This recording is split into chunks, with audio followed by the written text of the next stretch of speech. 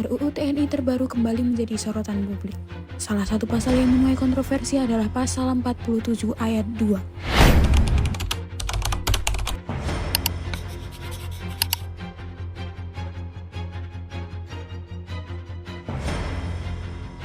Pengesahan rancangan undang-undang TNI ini sendiri akan menimbulkan berbagai polemik di masyarakat. Jadi TNI ya biar TNI aja, nggak usah masuk ke pemerintahan. Saya takutnya akan menimbulkan dampak bagi demokrasi itu sendiri. Selama masih ada regulasinya, aturannya memperbolehkan, bagi saya tidak menjadi persoalan. Pada Kamis 20 Maret 2025, Dewan Perwakilan Rakyat Republik Indonesia resmi mengesahkan rancangan undang-undang tentang perubahan atas Undang-Undang Nomor 34 Tahun 2004 tentang Tentara Nasional Indonesia menjadi undang-undang. Rapat paripurna yang berlangsung di Gedung Nusantara 2 DPR RI Senayan, Jakarta Pusat dipimpin oleh Ketua DPR RI Puan Maharani dan dihadiri oleh sejumlah menteri serta pejabat tinggi negara. Revisi undang-undang ini mencakup beberapa poin penting, yaitu penambahan tugas OMSP atau operasi militer selain perang, yaitu membantu mengatasi ancaman siber dan melindungi serta menyelamatkan warga negara Indonesia di luar. Penempatan prajurit di jabatan sipil. Jumlah jabatan sipil yang dapat diisi oleh prajurit aktif TNI bertambah dari 10 menjadi 14, termasuk diantaranya BNBP, BNPP, BNPT, Bakamla, dan Kejaksaan Agung. Perubahan usia pensiun. Usia pensiun prajurit TNI disesuaikan berdasarkan pangkat dengan perwira tinggi bintang 4 dapat diperpanjang hingga usia 63 tahun melalui keputusan Presiden. Meskipun disahkan, revisi UU TNI ini menuai kontroversi. Sejumlah elemen masyarakat sipil dan mahasiswa menggelar aksi protes di berbagai kota, menilai bahwa revisi ini berpotensi menghidupkan kembali dui fungsi TNI dan mengancam prinsip supremasi sipil dalam demokrasi. Proses pengesahan yang dianggap kurang transparan, termasuk rapat tertutup di Hotel Fairmont sebelum paripurna, turut menjadi sorotan dan menimbulkan pertanyaan mengenai komitmen pemerintah terhadap reformasi sektor keamanan. Presiden Prabowo Subianto telah menandatangani undang-undang ini sebelum Hari Raya Idul Fitri, menjadikannya sah secara hukum, namun polemik di masyarakat masih berlanjut, menandakan perlunya dialog lebih lanjut antara pemerintah dan rakyat untuk memastikan bahwa reformasi sektor pertahanan berjalan sejalan dengan prinsip demokrasi.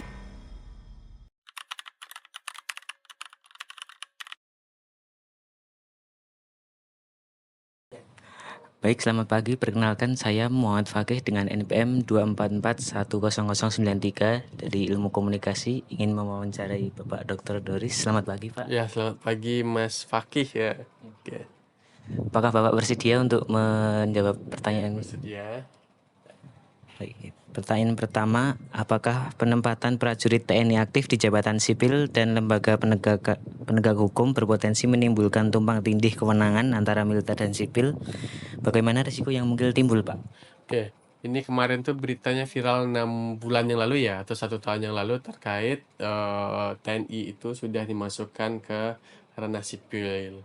Nah, tetapi itu bukanlah suatu hal yang baru gitu ya, karena dulunya juga ada beberapa TNI aktif yang diperbantukan di sipil. Nah, kalau menurut kacamata saya sebagai orang hukum, selama masih ada regulasinya, aturannya memperbolehkan, bagi saya tidak menjadi persoalan. Yang menjadi persoalan itu bagaimana ketika dilarang oleh undang-undang, ketika dilarang oleh regulasi, itu masih dikerjakan, baru itu menjadi bermasalah. Jadi pada poinnya, ketika regulasinya jelas, undang-undangnya jelas, apapun itu ya, ini bukan hanya undang-undang TNI pun, termasuk Damkar besok, Damkar untuk menangkap pencuri, Damkar untuk menangkap maling, selagi diatur dalam regulasinya, maka tidak akan terjadi tumpang tindih gitu loh. Nah, bahayanya apa? Bahayanya kalau tidak ada regulasi, caplok sana, caplok sini, ambil ini, itu baru tumpang tindih. Contohnya, Pak Doris dosen hukum, tau-taunya Pak Doris ngajar di ilmu komunikasi. Selama di SK-kan oleh rektor, selama ada regulasinya yang memperbolehkan Pak Doris ngajar di FISIP, itu tidak jadi masalah gitu loh. Kan sama aja seperti itu. Nah, beda halnya Pak Doris tidak ada SK-nya, terus Pak Doris tahu-tahu ngajar masuk kelas gitu loh. Nah, itu baru terjadi tumpang tindih. Nah, gitu. Nah, apakah berisiko konflik? Pada rasa konflik itu tidak akan ada selagi jelas regulasinya, jelas aturannya. Mungkin ada beberapa pihak yang cemburu misalnya ketika TNI masuk ke birokrasi, ketika posisi itu diisi oleh birokrat, tahu-tahunya sudah diambil slotnya oleh TNI. Mungkin terjadi kecemburuan-kecemburuan seperti itu. Menurut pandangan pribadi saya gitu ya. Yang selanjutnya, apakah Bapak melihat revisi UU TNI ini sebagai kemunduran demokrasi atau justru sebagai kebutuhan keamanan nasional, Pak? Oke. Nah, terkait ini tidak hanya undang-undang TNI ya, karena di Indonesia ini sudah banyak sekali revisi undang-undang atau pembuatan undang-undang itu sudah banyak banget gitu ya. Selama itu prosedurnya benar, ingat ya, prosedurnya benar, administrasinya benar, itu tidak masalah menurut saya. Bukan suatu kemunduran, bukan suatu kemajuan, berarti itulah yang dibutuhkan oleh pemerintah pada saat sekarang ini gitu. Kecuali dia melanggar administratif, dia melanggar SOP-nya. Ketika itu seolah-olah dipaksakan, itu salah itu. Itu merupakan kemunduran kalau itu yang terjadi. Nah, berarti itu benar-benar kemunduran. Berarti memang penguasa berusaha mencengkramkan cakarnya gitu loh.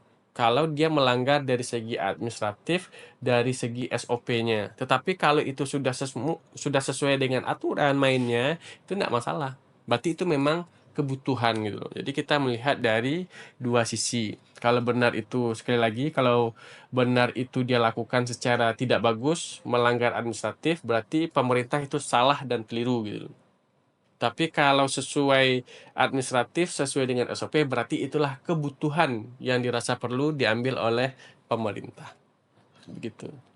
Perkenalkan, saya Tiara Berita dengan NPM 24410069. Di sini saya bersama dosen Hukum Ketatanegaraan dengan Bapak Hastowo.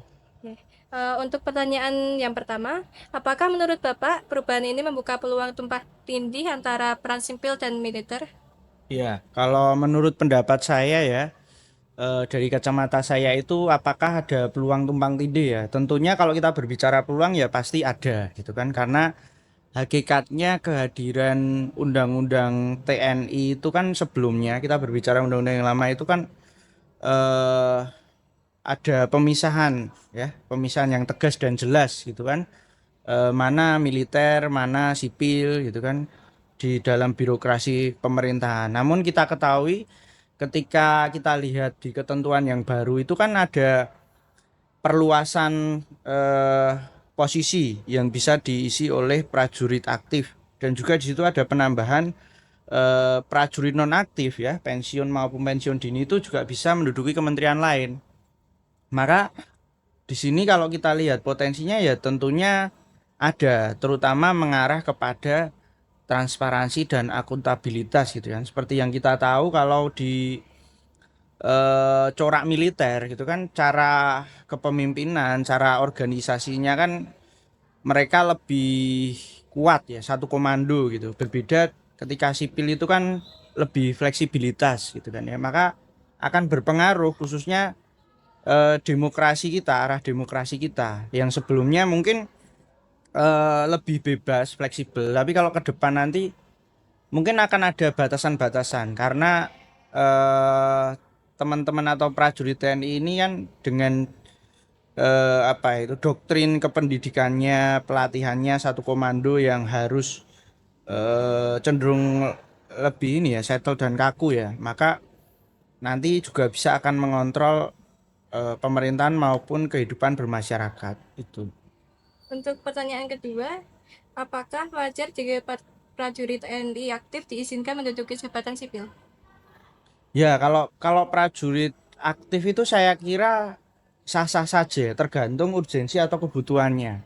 Maksudnya seperti ini, misalkan seperti yang saya jelaskan tadi, Mahkamah Agung, Kejaksaan. Nah, itu kan ketika ada kasus tindak pidana militer yang dilakukan oleh oknum militer atau TNI ini, maka tentunya perlu berkolaborasi gitu kan ya. Mereka teman-teman TNI ini yang lebih paham soal militer, kemudian anggotanya yang berbuat tindak pidana, tentunya perlu juga kompetensi, pengetahuan ataupun sumbangsih pengaturan bagaimana baiknya gitu kan ya. Tetapi saya rasa kalau peran-peran yang tidak terlalu bersinggungan dengan eh apa ini kebutuhan peran prajurit TNI ini, saya pikir tidak terlalu penting ya.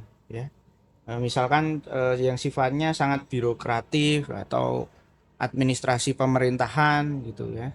Jadi tentunya ada beberapa lembaga ataupun kementerian yang memang itu menurut saya bagus, ada yang diisi TNI, juga ada yang saya rasa tidak terlalu urgent itu diisi. Namun kembali lagi karena ini apa ya, perubahan undang-undang itu merupakan hal yang biasa ya. Nah, namun perlu digarisbawahi, ini kan terjadi perluasan kemudian trust issue dari masyarakat itu. Kenapa kok TNI itu sampai diperluas kedudukannya sampai seperti itu? Apakah seurgensi itu atau sedarurat itu ya? Saya kira ya tidak terlalu darurat untuk beberapa posisi, tapi memang kalau di beberapa jabatan yang memang harus ada unsur militernya, yaitu boleh-boleh saja, bahkan itu berkontribusi untuk mendukung apa ini ya, dampak yang positif bagi pemerintahan. Saya rasa itu, Mbak. Oke. Kasih Pak. Heeh. Baik, sekian dan terima kasih. Sebelumnya, halo, perkenalkan nama saya Fitria Rahma dari Prodi Ilmu Komunikasi, Fakultas Ilmu Sosial dan Politik. Saya ingin melakukan wawancara singkat dengan Masnya sendiri sebagai mahasiswa. Tujuannya adalah untuk menanyakan mengenai isu berita pengesahan RUU TNI. Mata kuliah Sistem Hukum Indonesia. Apakah Mas bersedia saya wawancarai? Siap, bersedia. Oke, pertanyaan pertama, apa pendapat Mas sendiri mengenai isu berita tentang pengesahan RUU TNI? Sebenarnya saya menilai bahwa pengesahan rancangan undang-undang TNI ini sendiri akan menimbulkan berbagai polemik di masyarakat. Seperti yang kita tahu bahwa di dalam undang-undang ini kan ada beberapa pasal yang sepertinya akan memperluas peran dari militer tersebut. Nah, sedangkan jika perluasan ini terjadi tanpa adanya kontrol, tentu dikhawatirkan akan timbulnya masalah baru, yaitu penyalahgunaan wewenang dari militer. Nah, sedangkan gimana maksudnya dan selain itu dapat mengaburkan juga peran militer dan peran dari sipil tersebut. Selain itu, proses pengesahan dari undang-undang ini terbilang cukup buru-buru ya, Mbak. Dari mulai pengesahannya yang di hotel tersebut, terus kurangnya partisipasi dari masyarakat, dan ini menimbulkan akan saya takutnya akan menimbulkan dampak bagi demokrasi sendiri di Indonesia seperti itu. Oke, siap. Apa pesan yang ingin Anda sampaikan kepada pemerintah dan DPR terkait proses pembahasan dan pengesahan UU TNI yang Anda nilai kurang melibatkan masyarakat? Saya berharap pemerintah dan DPR kedepannya lebih terbuka ya mengenai partisipasi masyarakat tersebut. Terus selain masyarakat mungkin bisa mengajak dari akademisi dan lembaga-lembaga masyarakat di Indonesia yang dapat memastikan bahwa regulasi yang akan diciptakan ini benar-benar mencerminkan kebutuhan dari masyarakat sipil di Indonesia serta menjunjung tinggi demokrasi dan perlindungan terhadap hak sipil itu sendiri, Mbak. Oke, mungkin sekian wawancara dari kami. Terima kasih sudah meluangkan waktunya, Mas. Selamat siang, saya Tiara Verita dengan NPM 244100069. Di sini saya akan mewawancarai Bapak. Faizo. Untuk pertanyaannya, bagaimana pendapat Bapak terkait perubahan RUU TNI pasal 47 ayat 2 tentang penempatan prajurit di TNI di jabatan sipil? Kalau menurut saya tidak termasuk fungsinya seorang TNI ya, karena TNI itu menjaga NKRI, menjaga pertahanan NKRI. Jadi TNI ya biar TNI aja, nggak usah masuk ke pemerintahan atau ke manapun atau dinas-dinas tertentu. Mungkin itu aja. Lalu bagaimana persepsi masyarakat? Mengapa bisa sangat menimbulkan pro dan kontra? Karena itu tadi Mbak, mungkin seorang TNI atau prajurit TNI itu tugasnya cuma satu, menjaga kedaulatan negara Republik Indonesia itu Mbak. Nggak usah terjun ke politik ataupun ke pemerintahan atau dinas-dinas tertentu. Mungkin itu. Baik, terima kasih Pak. Oke. Halo semuanya, selamat datang di podcast di kelompok kami. Kenalin, saya Muhammad Fakih dengan teman-teman saya di sini. Halo, saya Erma. Halo, saya Tiara. Hai, saya Anissa. Halo, saya Raka. Hai, saya Fitria. Hari ini kita bakal bahas topik tentang pengesahan revisi RUU TNI pasal 47 ayat 2 tentang penempatan prajurit TNI di jabatan sipil yang dikaitkan dengan sistem hukum Indonesia. Iya nih, revisi RUU TNI pasal 47 ayat 2 tentang penempatan prajurit TNI di jabatan sipil yang belakangan ini ramai diomongin. Banyak pihak yang pro dan kontra terkait perluasan jabatan sipil yang bisa diisi oleh prajurit TNI aktif. Betul, saat ini pasal 47 ayat 2 UU TNI membatasi prajurit aktif hanya bisa menduduki 10 jabatan tanpa harus mundur dari dinas militer. Tapi revisi ini mengusulkan penambahan frasa serta kementerian, lembaga lain yang membutuhkan tenaga dan keahlian prajurit aktif sesuai dengan kebijakan Presiden. Koalisi masyarakat sipil menilai penambahan frasa ini sangat berbahaya karena memperluas cakupan jabatan sipil bagi prajurit TNI aktif yang sebelumnya dibatasi hanya pada 10 kementerian dan lembaga sebagaimana diatur dalam UU TNI. Selain itu, imparsial mengingatkan bahwa revisi pasal 47 RUU TNI bisa mengacaukan rekrutmen ASN karena berpotensi memperluas jabatan prajurit TNI di ranah sipil dan bisa berdampak negatif pada jenjang karir ASN. Namun, pendapatku bahwa penempatan prajurit TNI di jabatan sipil tetap merujuk pada pasal 47 ayat 2 tentang penempatan prajurit TNI di jabatan sipil yang mengatur prajurit TNI dapat menduduki jabatan sipil pada institusi yang membidangi koordinator bidang politik dan keamanan negara, pertahanan negara, sekretaris militer presiden, intelijen negara, sandi negara, lembaga ketahanan nasional, Dewan Pertahanan Nasional, SAR Nasional, Narkotika Nasional, dan Mahkamah Agung. Semoga pemerintah bisa mendengarkan aspirasi masyarakat dan mengambil langkah yang tepat untuk menjaga profesionalisme TNI dan supremasi sipil. Nah, sampai di sini dulu podcast kelompok kami. Sampai ketemu di podcast selanjutnya. Dah. Bye-bye.